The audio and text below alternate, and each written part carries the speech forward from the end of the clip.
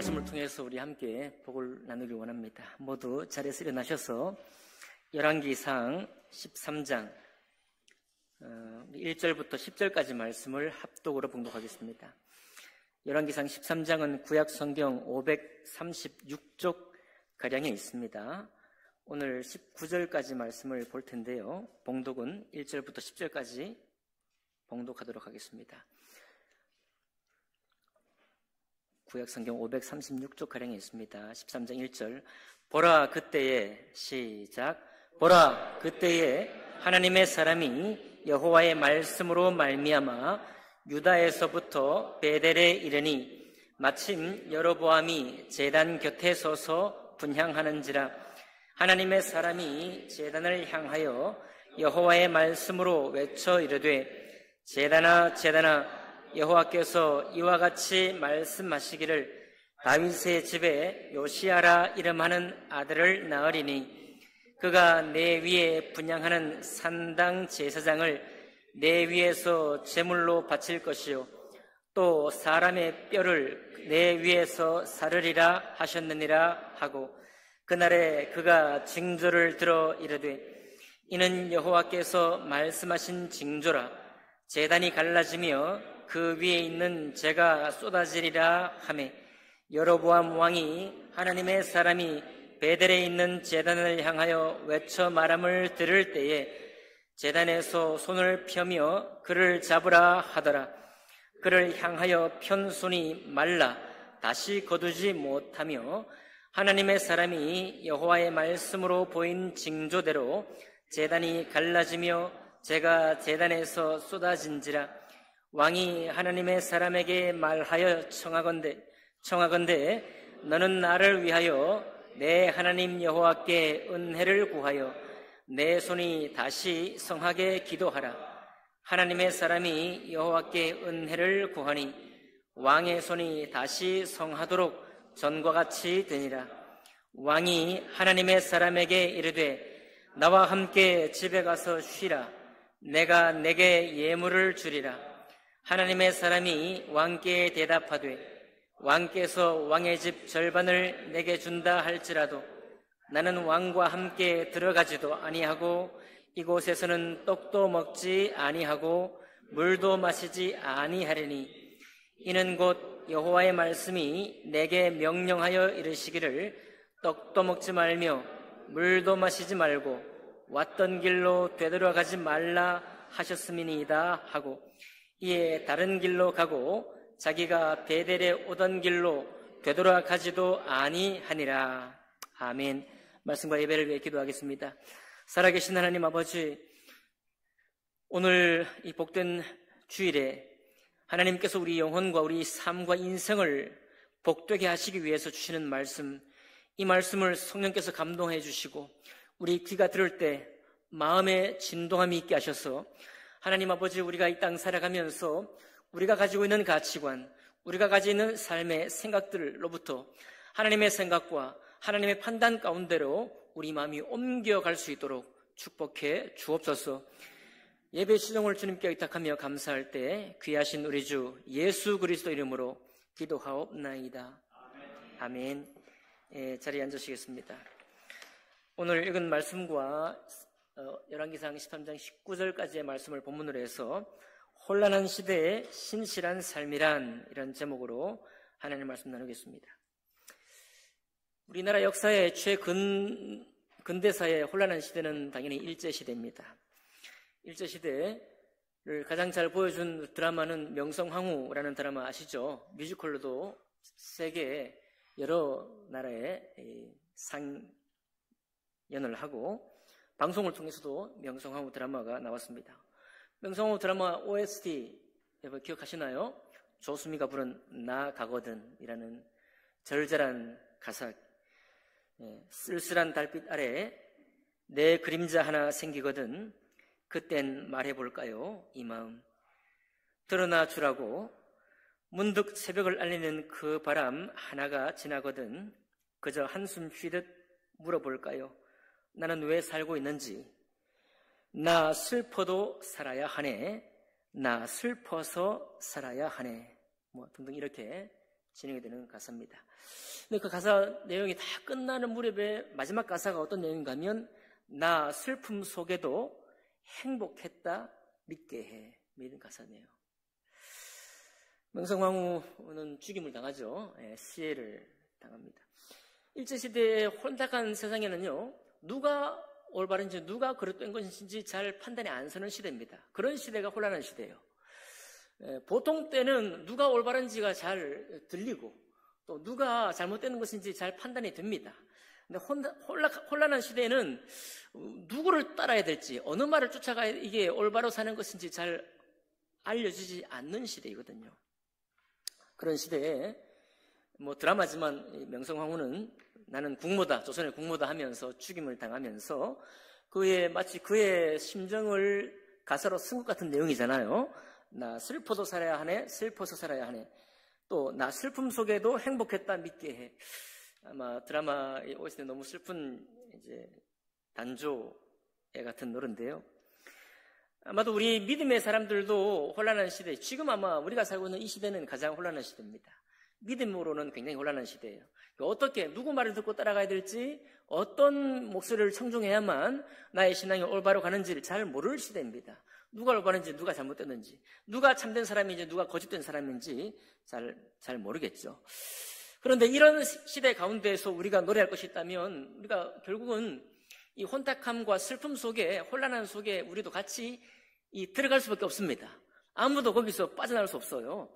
그런데 그런 가운데 있을 때라도 여러분과 저의 고백은 어떤 고백이 되기를 원하는가 하면 나 슬픔 속에도 행복했다 라는 고백이 되기를 원하는 거예요. 믿게 해달라 이런 마지막 그 가사는 떼버리고 나 슬픔 속에도 행복했다, 나 어려움 가운데서 나는 행복했다 말할 수 있어. 나는 고난 가운데, 폭풍 가운데 있을 때라도 내가 내 인생 전체를 돌아보고 정리해 볼 때 나의 신앙은 행복했고 내가 주님을 따르는 이 길들은 정말 행복했다, 나는 그렇게 말할 수 있다. 이런 고백이 여러분과 저의 고백이 되길 원합니다. 욥은 자기가 정말 하나님 앞에 너무 잘 살았는데도 불구하고 하나님께서 욥의 대적이 되셔가지고 욥을 굉장히 괴롭히시고 말도 안 되는 그런 어려움 가운데 있겠습니다. 그런데 욥은 마지막 자기의 고백이 어떤 고백이 되길 원했는가 하면 내 가죽이 벗김을 당한 뒤에도, 내가 이제 죽음을 내려가서 가죽이 벗겨지죠. 살도 벗겨지고 이제 살도 뭉그러져서 이제 다 사가질 그때 내 가죽이 벗김을 당한 뒤에도 내가 육체 밖에서, 내가 육체를 떠난 가운데서 내가 하나님을 보겠다, 내가 그를 보겠다라고 하는 고백을 욥은 했습니다. 살아있을 때. 그러니까 우리의 신앙이 이런 신앙이 되기를 원하는 거예요. 여러분과 저희 신앙의 고백이 막 흔들리고 어떻게 살아야 될지 모르겠다라고 막 혼탁한 세상에 살아가고 있지만은, 그러나 욥이 바라보던 그 하나님은 너무나 분명한 하나님이었습니다. 그렇기 때문에 하나님께서 나를 치지만은, 하나님께서 나를 굉장히 힘겨움 가운데 두시지만은, 그러나 똑같은 동일하신 하나님이 나를 결국은 변화하실 것이고, 내가 이 생애 가운데에서 변화받지 못한다고 할지라도 죽어서라도 주님은 나의 살아있던 신앙을 잘했다라고 인정해 줄 것이다. 이렇게 달려나가는 거예요. 대단하지 않습니까? 여러분, 현대를 사는 우리에게 이런 믿음의 고백, 이런 믿음의 비전을 간다는 것이 쉽지 않지만, 그러나 성경에는 항상 우리에게 이와 같은 목적, 이와 같은 뜻, 이와 같은 마음으로 주님과 함께 살기를 우리 주님께서 원하고 있습니다. 아멘이신가요? 오늘 열왕기상 13장에는 두 사람이 나와요. 물론 세 사람이 나옵니다만은 두 사람이 나옵니다. 한 사람은 여로보암 왕이에요. 북이스라엘 왕입니다. 이제 갓 솔로몬 시대가 끝나고 북이스라엘과 남유다로 갈라지고 있을 때, 갈라져서 남유다는 솔로몬의 아들 르호보암이 왕으로 되고 북열지파의 왕은 솔로몬의 핏줄이 아닌 여로보암이라는 사람을 통해서 왕이 되었습니다. 오늘 이 이야기는 북이스라엘, 곧 여로보암이 왕이 딱 되었을 때, 왕이 되고 얼마 안 되어서 하나님께서 계시를 보여준 것입니다. 여로보암 왕은 어떤 일을 했는가 하면, 여로보암 왕은 하나님의 신앙에 완전 정반대로 살았습니다. 예루살렘 성전은 어디에 있어요? 예루살렘에 있죠. 하나님께 예배하는 성전은 예루살렘에 있습니다. 그 예루살렘 성전에 하나님께서 이름을 두신다고 했는데 이 여로보암은 북쪽 10지파는 예루살렘에 가서 예배하지 말자. 우리는 베델에서 따로 예배하자 하고 아예 가지 못하게 막고, 그리고 어떻게 했는가 하면 예배 드리는 날짜도 비슷하게 잡았어요. 왜 비슷하게 잡습니까? 못 가게. 못 내려가도록. 우리 북쪽 10지파는 예루살렘 성전 가서 예배하지 못하도록 날짜를 비슷하게 잡았습니다. 그리고 그 베델 성전에는 무엇을 세우느냐? 금송아지죠? 우상. 우상을 세워서 그 우상을 경배하도록 만들었습니다. 그리고 얼마나 이 폐역한 일을 했는가? 여로보암은 모세가 제사장을 정했거든요. 누가 제사장이 될 수 있느냐 하면 아론의 후예, 레위 지파 가운데 아론의 후예만 제사장 직분을 할 수 있습니다. 그런데 여로보암은 아무나 제사장 하겠다고 하면 제사장으로 세웠어요. 그러니까 아무것도 맞지 않습니다. 하나님께서 이스라엘과 언약했던 약속과 하나도 맞지 않는 그 정반대의 길로 10지파를 이끄는 왕이 여로보암 왕입니다. 그래서 나중에 300년, 500년이 흐르는 동안에 왕들이 잘못할 때마다 뭐라고 하는가 하면 여로보암의 죄를 따라, 여로보암의 죄를 따라. 누구의 죄를 따라요? 여러분 지금 뭘 보십니까? 말씀을 보거나 저를 보십시오. 예배 시간에는 여로보암의 죄를 따라 라고 말하면 그 정도로 악한 왕이에요. 그 정도로 하나님 말씀을 등지고 살았던 왕입니다. 자, 그 왕에게 남유다에서 하나님의 사람을 보냅니다. 여기 성경이 참 재밌는 게요. 세 사람이 나온다고 그랬죠. 한 사람은 하나님의 사람, 곧 남쪽에서 온 하나님의 사람이고, 한 사람은 북쪽에 있는 사마리아에 있는 선지자인데 늙은 선지자라고 나옵니다. 남쪽에서 온 사람을 그 선지자일 텐데 굳이 하나님의 사람이라고 이름을 달아요. 이게 무슨 말인가요? 하나님께 헌신된 사람입니다. 하나님 말씀에 헌신된 사람이에요. 하나님께서 북이스라엘이 잘못 가고 잘못 인도하는 여로보암을 책망하기 위해서 그의 장래가 어떻게 될 것을 미리 예언을 하라고 이 하나님의 사람을 보내요. 그래서 제단을 향해서 외칩니다. 뭐라고 말해요? 2절에 제단아 제단아 여호와께서 이와 같이 말씀하시기를 다윗의 집에 요시아라 이름하는 아들을 낳으리니 그가 내 위에 분향하는 산당 제사장을 내 위에서 제물로 바칠 것이요 또 사람의 뼈를 내 위에서 사르리라.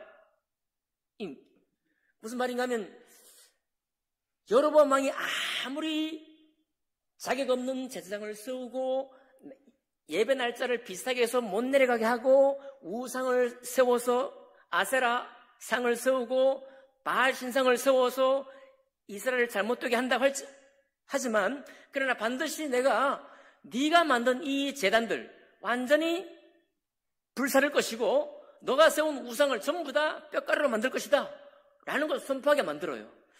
여러분, 한 나라가 10지파의 백성이 전부가 그리고 왕이 한마음이 되었고 하나님을 떠나기로 다 결정을 한 것입니다. 그러니까 여기 적진에 가서 하나님을 등지겠다고 한 사람들 한가운데 가가지고 하나님의 너희가 멸망할 거다. 네가 지금 세운 거 전부 다 뿌리 뽑힐 거야 라고 말씀을 선포한다는 것은 자살행위요. 죽자는 얘기입니다. 나를 죽여라 그런 얘기예요. 그런데 하나님의 사람 이 남유다 아직은 그래도 주님 말씀을 따르겠다고 하는 사람 그 지역에서 보낸 이 하나님의 사람이 담대히 선포합니다. 그리고 그 말만 선포하는 것이 아니라 그 말이 이루어진다는 것을 눈앞에서 보여줘요. 어떻게 해요? 3절 보니까 그날에 그가 징조를 들어 이르되 이는 여호와께서 말씀하신 징조라. 내가 한 이 말이 반드시 이루어진다는 것을 네가 눈앞에 똑똑히 확인하게 해주겠다. 제단이 갈라지며 그 위에 있는 재가 쏟아지리라 라고 했습니다. 여로보암 왕이 듣는 데서 눈앞에서 딱 보니까 벌써 뭐가 돼요? 제단이 갈라지고 재가 쏟아져 버리는 거예요. 그러니까 웬만하면 좀 귀가 있는 왕이면 하나님께서 네가 지금 하나님의 말씀에 거꾸로 가는 모든 것들을 다 부셔뜨릴 거라는 것을 들었고 그것이 사실이 될 것을 눈앞에서 증명했잖아요. 그렇죠? 제단이 갈라지고 재가 쏟아지리라. 그런데 여로보암 왕은 자기가 여전히 옳다고 생각하는 거예요. 하나님의 사람의 말은 들을 생각이 전혀 없고 저 하나님의 사람을 잡아라! 당연하죠. 듣기 싫은 이야기, 내가 원치 않는 이야기를 어디서 우리 백성도 아닌 남쪽에서 온 하나님의 사람이 입을 통해 들었으니까 얼마나 화가 나겠어요. 잡아라! 하고 손을 내밀었는데 그 내민 손이 말라가지고 손을 자기 품으로 끌어당길 수가 없는 것입니다. 손이 말라버려가지고. 그때 여로보암이 이 하나님의 사람에게 요청하죠. 나를 좀 낫게 해달라, 도와달라 하니까 이 남쪽에서 온 하나님의 사람이 역사에서 기도해가지고 그 손이 다시 성하게 되었습니다. 그때 여로보암이 뭘 하느냐? 7절 같이 읽어볼까요? 7절 시작. 왕이 하나님의 사람에게 이르되 나와 함께 집에 가서 쉬라. 내가 내게 예물을 주리라. 그래도 여로보암 왕이 또 이 사람이 좀 은혜는 날아가지고 지금 막 손을 펴서 말랐던 손을 하나님의 사람이 기도를 통해서 다시 성하게 해주니까 고마워서 뭐라고 해요? 나와 함께 우리 집에 가자.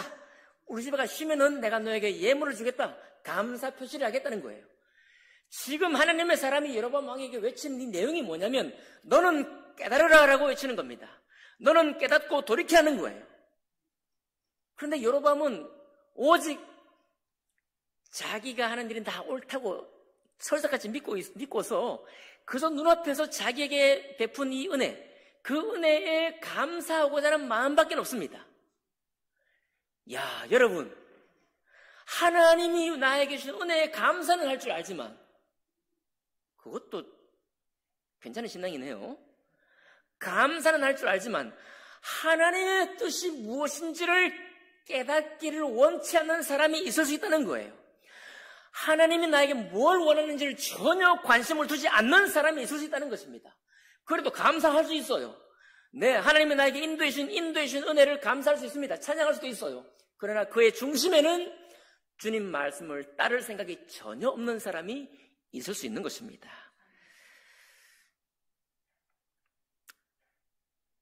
예수 그리스도의 은혜를 참 제대로 발견하지 못한 사람은요, 그리고 하나님만 믿는다는 사람이 주로 이런 사람이에요. 주님을 내가 참으로 만나지 못하고 하나님만 내가 믿겠다고 하나님의 은혜만 구하는 사람이 주로 여로보암과 같은 행실을 보입니다. 감사할 줄은 알지만 하나님의 뜻을 마음으로 품지는 않아요. 하나님의 뜻을 따르겠다고 나아가지는 않습니다. 여러분, 우리 가운데는 그런 사람이 한 사람도 없기를 바랍니다. 그런데 하나님의 사람이 외친 것 중에요, 여로보암이 잘못한 것을 언제 고친다고 했는가 하면 요시야라는 아들을 낳는다고 그랬어요. 요시야 왕입니다. 요시야는 전국적으로 남유다와 북이스라엘을 개혁한 왕이에요. 히스기야보다 앞서서 요시야가 개혁을 합니다. 엄청난 개혁을 해요. 어머니가 세웠던 그 무슨 아세라상을 다 뼈가루까지 빻아가지고 물에 날려버리고 바알상 찍어버리고 제사장도 다 피하고 레위 지파를 데려다가 제사장을 참으로 세우고 그리고 유월절도 회복합니다. 모든 것을 회복하는데 이 사람이 나타나기까지 몇 년이 흐르는가 하면 300년이 흘려요. 여로보암 왕 때부터 요시야 왕까지가 300년이 지납니다. 그러면 그 300년 동안 북이스라엘은 무슨 짓을 하느냐?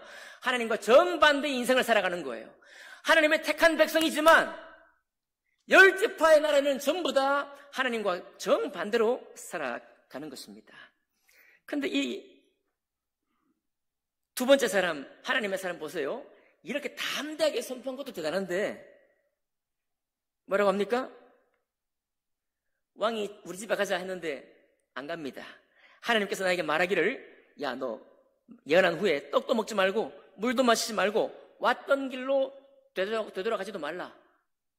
이거 철저하게요, 이 하나님의 사람이 다른 사람에게서부터 영향을 받거나 다른 말을 듣고 흔들릴 것을 미리 주님께서 차단한 거거든요. 아무도 이 사람을 쫓아오지 못하도록 함께하지 말라. 그래 어떻게 했을까요? 이 하나님의 사람이 정말로 함께하지 않았습니다. 그 자기가 왔던 길로 가지도 않고 엉뚱한 다른 길로 유다로 돌아가기 시작했습니다. 이 하나님의 사람 정말 박수를 보내줄 만하죠. 그런데 11절에 가면 베델의 늙은 선지자가 나와요. 이 베델은 북이스라엘입니다. 근데 이 사람은 하나님의 사람이라 말하지 아니하고 늙은 선지자라고 말하는 거예요. 늙은 선지자가 나와가지고, 여러분 우리 부친 모친들 죄송해요. 성경에 그냥 하는 얘기니까요. 늙은 선지자. 이 늙은 선지자라는 이 이야기는 뭐냐면, 여로보암 왕 때부터 300년 동안 하나님 말씀을 거꾸로 가는데, 이 선지자가 여러분 나라에 폭군이 나타나서 폭정이 심해지면은 모든 의인들은 어떻게 될까요? 들고 일어나. 그죠? 들고 일어날 때는 조금 이제 약간 틈이 열릴 때입니다. 그 틈조차 안 열릴 때는 어떻게 되느냐? 의인들은 숨습니다. 자기가 외칠 수 없어요. 외칠 수 없어 숨는데 그 숨은 한 사람이 바로 이 늙은 선지자라고 생각하시면 됩니다. 그냥 나이가 들어서 늙은 것이 아니라 하나님 말씀에서 이미 그 젊은 가슴을 숨다 보니까 제대로 말하지 못하는 사람이에요. 근데 이 사람이 나타나가지고 뭘 하는가 하면요, 따라가가지고 이 하나님의 사람을 따라가가지고 붙들고는 어떻게 합니까? 거짓말로 속여요. 떡도 먹고 말이죠. 물도 마시라. 나도 너와 같은 선지자라. 이렇게 말합니다. 그렇게 말하면서 젊은 하나님의 사람을 유혹해서 결국은 앉아서 떡을 먹고 물을 마시게 만들어 놔요. 결국 어떻게 됐습니까? 그 젊은 선지자는, 하나님의 사람은 다 먹고 가다가 사자에서 온 몸이 다 찢겨서 죽임을 당합니다. 조금 비극적이죠? 조금 비극적이에요. 그러나 그 하나님의 사람이 2번이나 정말 그 자기 목숨의 위험을 무릅쓰고 하나님을 순종했던 것은 주님께서 인정을 하셔요. 어디에 살 수 있는가 하면 열왕기하 23장에 보면은요, 요시야 왕이, 바로 그 요시야 왕, 여기 예언한 요시야 왕이 나와가지고 많은 우상들을 다 부시고 잘못된 비석들을 전부 다 깨뜨리는데, 그 비석에 누가 있었는가 하면 오늘 죽게 되는 이 하나님의 사람 비석과 늙은 선지자의 비석이 같이 있어요. 왜냐하면 늙은 선지자도 죽고 난 후에 죽을 때 그런 그 유언했거든요. 내가 죽거들랑 이 늙은 선지자가 하나님의 사람을 자기 손으로 데려와서 시신을 수습해서 묻었고, 또 그 묻은 후에 내가 죽거든 이 젊은, 좀 아니죠, 하나님의 사람 옆에 내 시신을 묻어다오 라고 얘기를 합니다. 이 참 무슨 신분인지 모르겠어요. 이 늙은 선지자가 이 하나님의 사람을 죽게 해놓고, 자기가 속여서 죽게 해놓고서는 자기가 나중에 이 하나님의 사람 옆에 있도록 묻어달라고 그랬거든요. 근데 요시야가 이제 계획을 하고 다 부신 다음에 이 하나님의 사람의 비석과 늙은 선지자의 비석을 그 2개 비석만은 그대로 놔둡니다. 왜 놔뒀을까요? 하나님의 말씀을 높였다 이 말입니다. 하나님의 사람, 이 유다에서 온 하나님의 사람은 이해가 되죠. 그런데 북쪽 이스라엘 늙은 선지자는 왜 하나님의 뜻을 높였다고 말할까요? 처음에는 그 폭압에 억눌려가지고 하나님의 계시를 말 못하고 숨어있던, 그래서 자기 영적으로도 침륜에 빠진 늙은 선지자였지만, 결국 하나님의 사람의 삶에 하나님 말씀이 응답되고 그대로 이루어진다는 것을 알고서 늙은 선지자가 회개한 거예요. 여러분, 하나님의 말씀은 반드시 이루어지는구나. 내가 비록 무섭고 두려워서 숨어 지내면서 하나님 말씀을 선포하지 못했었지만, 이 남쪽에서 온 하나님의 사람이 선포하고 그가 선포한 것도 이루어질 뿐만 아니라, 그렇죠? 이 하나님의 사람에게 넣어준 하나님 말씀 그대로 하나님의 사람 자신에게 이루어져서 네가 그것을 먹는 날에는 죽을 것이다. 그 말이 바로 그 당대에 이루어지는 것을 보고 야, 늙은 선지자가 깨달은 거예요. 정말로 과연 하나님 말씀은 이루어지시는구나. 그래서 나중에 이 늙은 선지자는 회개하는 거예요. 회개하니까 누구 곁에 묻어달라? 하나님의 사람 곁에 묻어달라라고 이야기를 한 것입니다.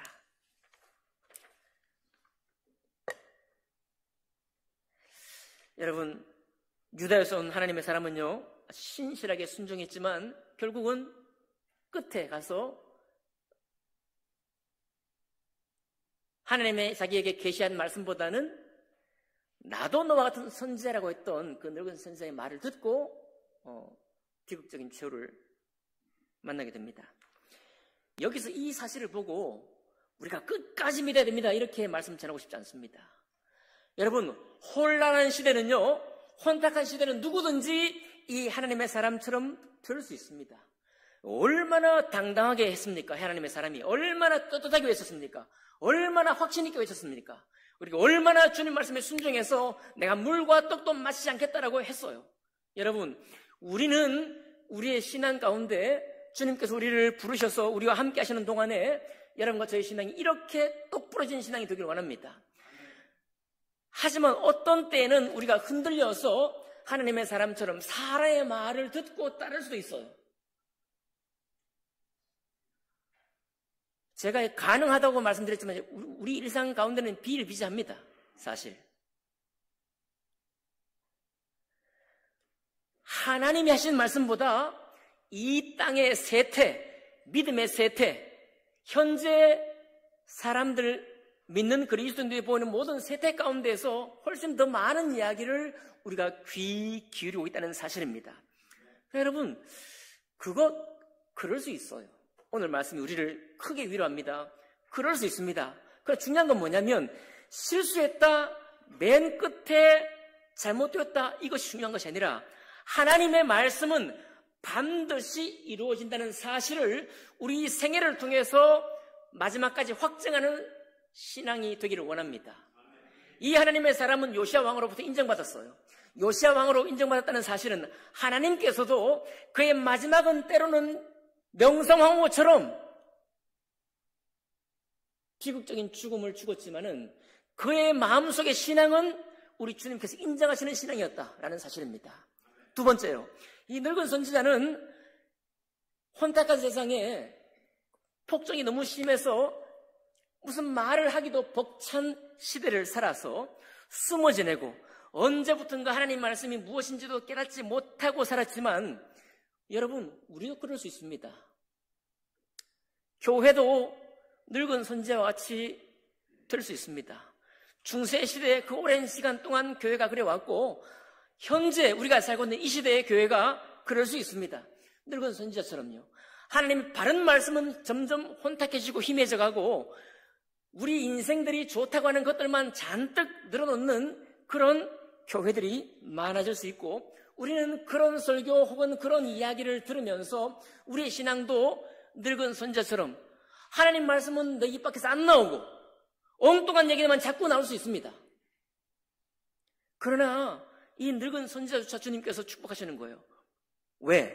무엇 때문에 축복하느냐?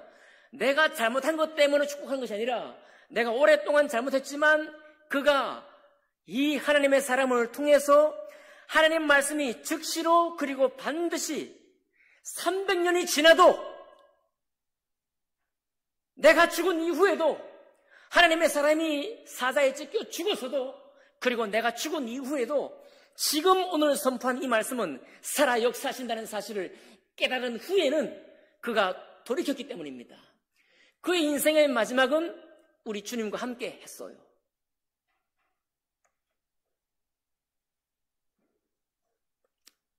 여러분, 하나님 말씀은 하늘에서 났습니다. 위에서 났어요.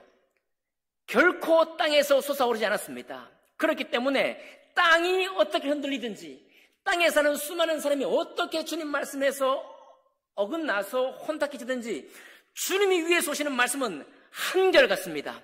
한결같을 뿐만 아니라 주님의 말씀은 반드시 성취되고 이루어지는 말씀입니다. 여러분, 그렇기 때문에 우리가 이 하나님의 말씀을 소중히 여기셔야 합니다. 그렇기 때문에 주님 말씀을 따라 살기 위해서 애를 써야 합니다.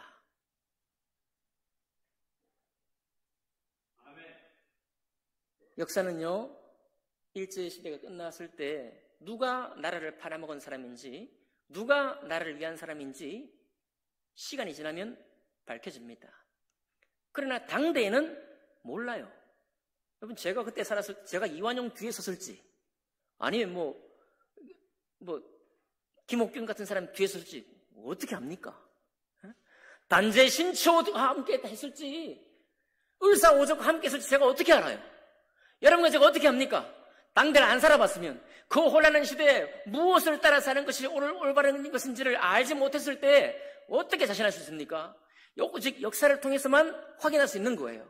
그런데 그 역사는 오늘 살아있는 현재, 우리 인생을 살고 있는 지금도 역사는 흘러갑니다. 지금도 우리는 언젠가 하나님께로부터 우리의 삶의 궤적을 통해서 주님의 인정과 판단 가운데 서게 될 것입니다. 믿으십니까? 믿으십니까? 우리가 몇 사람이 믿음에 무너진다, 주님의 말씀은 그것 때문에 영향받지 않습니다.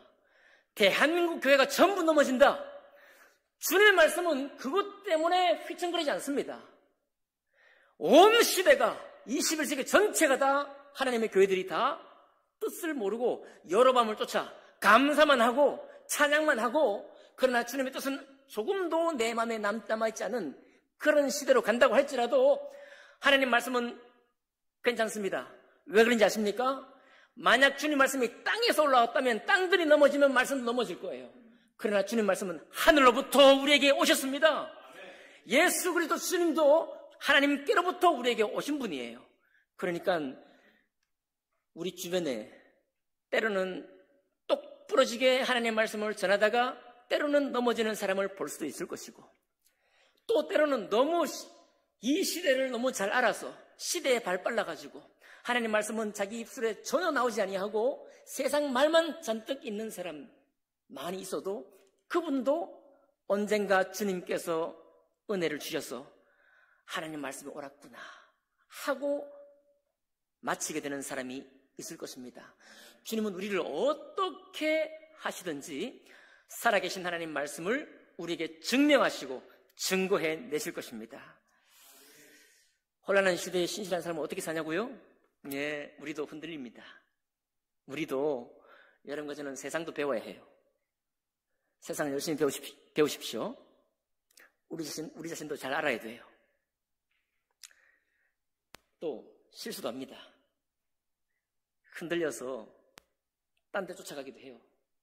그러나 우리가 어떻게 살았든지 우리 중심 속에 하나님 말씀을 향한 똑 부러진 그 정신과 그 영혼만은 다시 회복하시고 다시 주장하셔서 여기 하나님의 사람처럼, 때로 실수했지만, 전반기에 실수했지만 하나님의 묘실에 묻혔던 이 늙은 선지자처럼 우리의 신앙이 주님께서 기뻐 받으시는 신앙이 되기를 원합니다. 실천상 한 가지 말씀드리겠습니다. 이 일을 위해서 여러분에게 도전하기 원합니다. 내년은 미리 60주년이에요. 60주년입니다. 그래서 내년 한 해 동안 암송구절 69절을 암송하시는 은혜가 여러분들에게 있기 원합니다. 20명의